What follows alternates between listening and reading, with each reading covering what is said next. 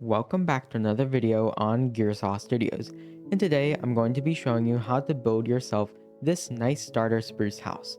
And you can see, it's kind of charming in its own right, uses some unorthodox blocks, and we even have some pale moss growing on the build. And, of course, if you have any questions about specific things, like if I went too fast, you can always ask in the comments. I'll be sure to reply. Either way, let's begin on learning how to build this. Starting off, I recommend you go to one of the old growth spruce forests. We're actually in the spruce variation versus the pine variation. I'm gonna be honest, it really doesn't matter. Technically, you could build this into a normal taiga, although I still preferred this. And now, what we want to do is get out some stone bricks. We're going to be going for a nice darker palette, might even include some deep slate. Well, of course, you already know, you saw the palette screen. And then, let's make a shape. And make it not just a normal square. We need one part to stick out, and then we need stuff like that. Like here, maybe we have a porch, these are some stairs, or potentially this opens up and we have a little bit of a covered area, things like that. We need to make sure our build is not just a square or a rectangle. We need to make sure it has levels of variation on it. So like this part can be a bit thicker for the main parts of the house, and then we can have some porches, balconies that overhang over nothing, things like that. So let's build a shape.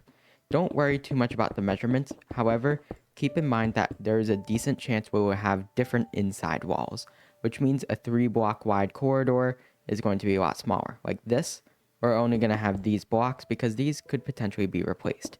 So of course, make it larger than you think it needs to be. Right here, we now have a varied shape, and we need to label each part. Of course, you can just do it mentally, you don't need to place signs or anything. This is our main part of the building, and potentially we could have a balcony anywhere in here. And then, we have 2 side wings. This is where the entrance is going to be on the 2nd floor, and we're going to have the entirety of the build be a few blocks elevated. In the back, then, we just have a little piece here, another little piece that sticks out, and we can add balconies as need be. Potentially, if you want to mark a balcony, use some oak planks to do it. That way, it's more obvious to you and you don't forget. Like right here, now that I've marked it out, we know that we're going to have a balcony here or a building here, and these pieces might be balconies as well. And notice how we're not on perfectly flat terrain. If you flatten the terrain perfectly, it kind of takes away from the build. If you have it actually integrate, then your build will look a lot more natural. So yeah, we need that. And let's go up a few blocks, and let's say maybe this will be our transition layer between the stone brick foundation where we'll keep our storage and the actual log cabin. And then we need stairs going across the front. And remember, they don't need to be actual stairs. Like this, we don't need just these. I mean, look at how steep that is.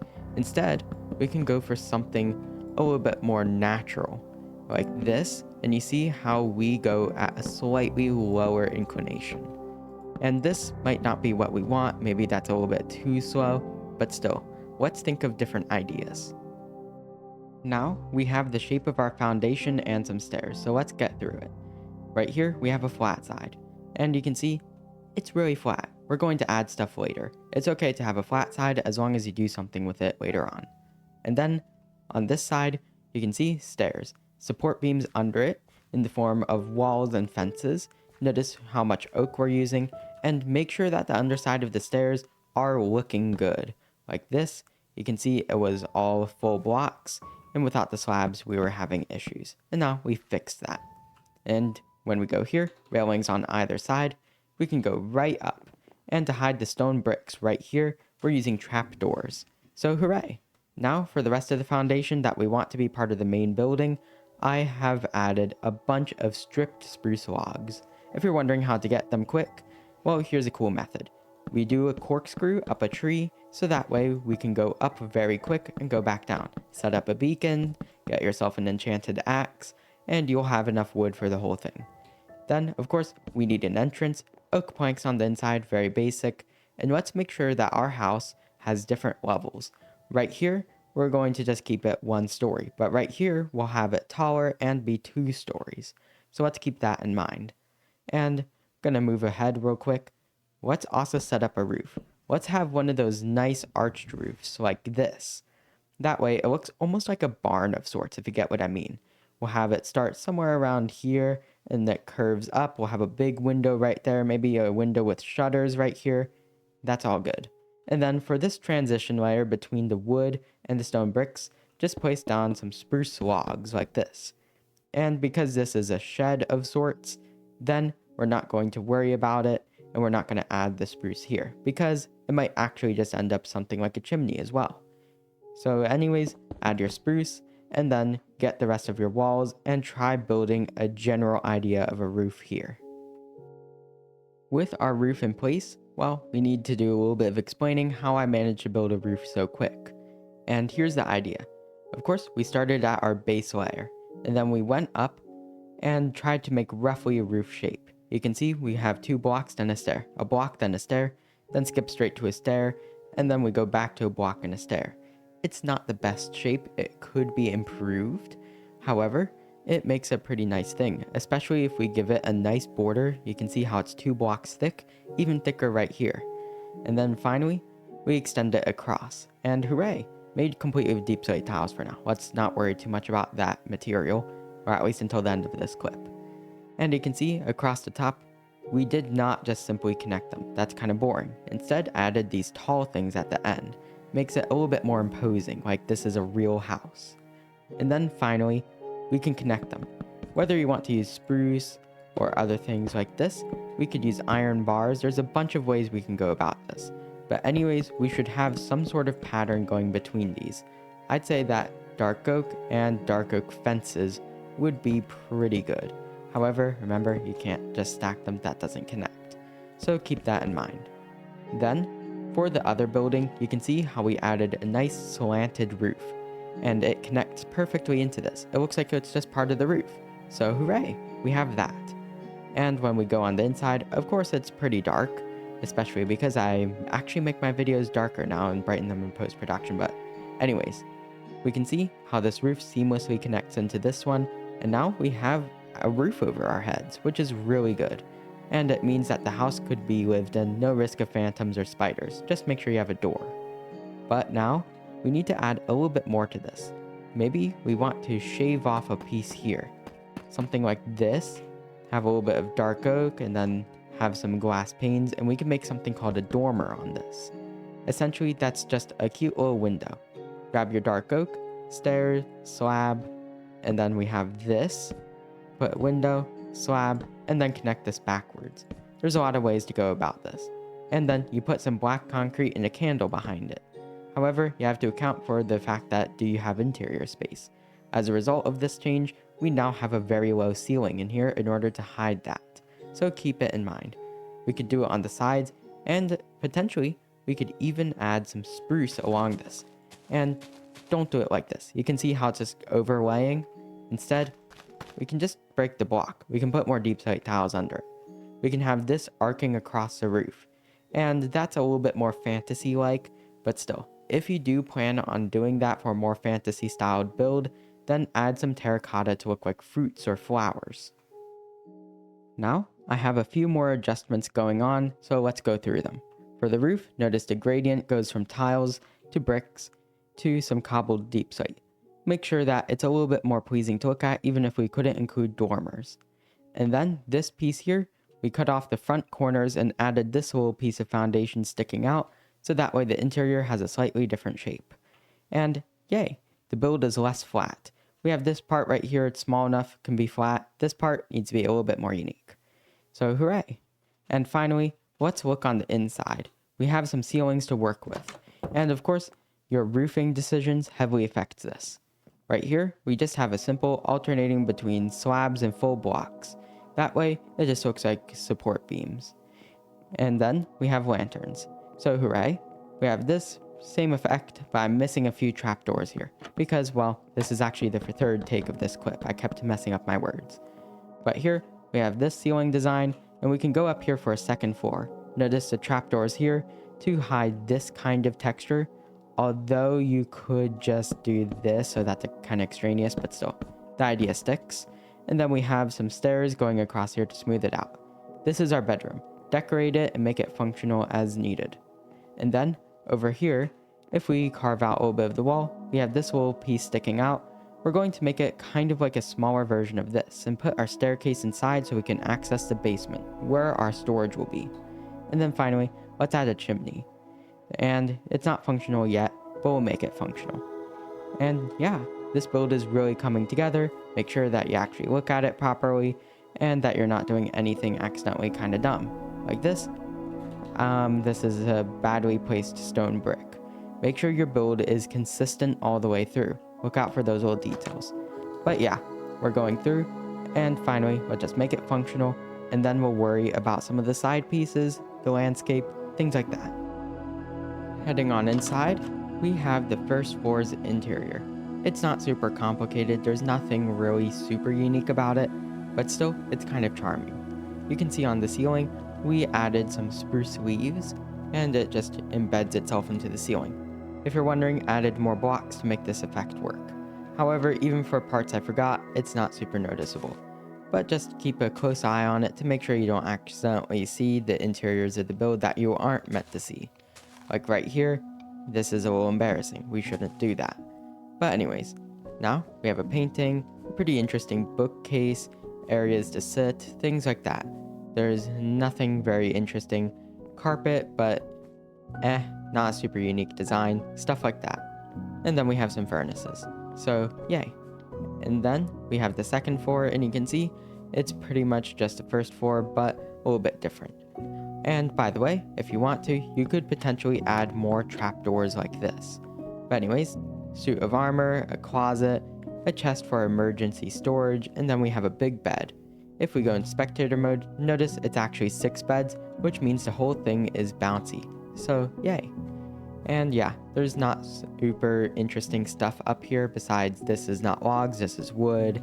Make sure that you have your utilities, and that there's a checkerboard floor down here that I forgot to mention, along with this fireplace. But anyways, with some fake doors in the form of trapdoors right here, we can head down, and you can see it's very incomplete. And also, we can see the checkerboard on the ceiling, we can see the carpet, stuff like that. We don't want that. Anyways, we need to make sure that this place can store everything we need. However, if we ever replace the walls, we can be in trouble, because even though this one is sufficiently thick, this one isn't, which means we'd have to thicken up the walls, and then we'd lose more room, things like that. We have to be very careful about how we use our space.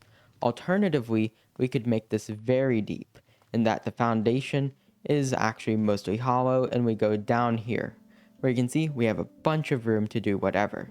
It's up to you what to do on that one. But anyways, let's go to the exterior again. And notice how I added some dark oak to this. The build was very flat, so I added this, and you can see how it waves a little, stuff like that. We want it to go up and down. And yeah, we want to repeat that, and then do the same thing with tough bricks down here, to make sure that the foundation gets similar treatment. And that will also tell us what is and isn't a 2 block thick wall. Right here, we have the house with its little decorations at the bottom, but also went ahead and did all the landscaping with help from someone else. But hooray! It looks really nice down here. So let's go through with everything you could do. Of course, not exhaustive. Pretty simply, you could just add some spruce bushes. You could also do spruce saplings with string on top to prevent them from growing. Yeah, very basic stuff, you could just add leaves. However, we could also add piles of moss or even stone piles like this, where we have individual clumps and such. We even put some pale moss on it.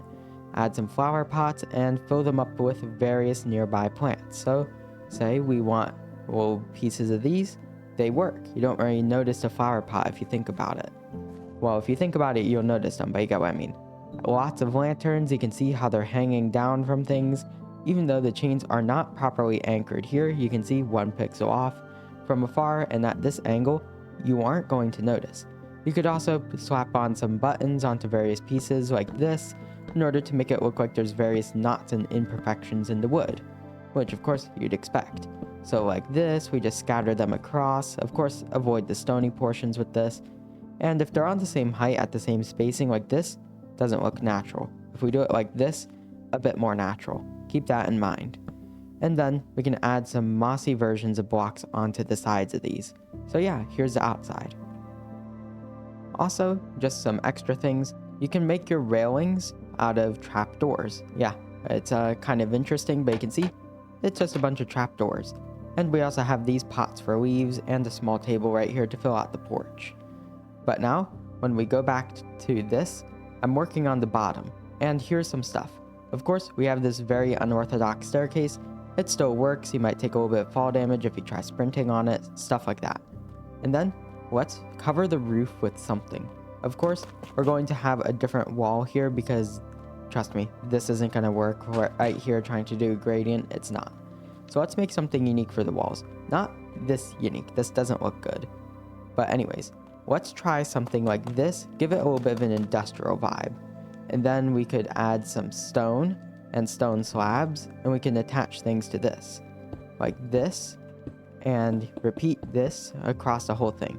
Try things like that in order to keep it looking interesting. Of course, I don't particularly like that design, but anyways, let's try to get a ceiling design and a wall design and maybe a checkerboard floor design. Let's make this interesting. Now we have the basement. At the top, we can see we just have a nice checkerboard pattern of these gray concrete blocks.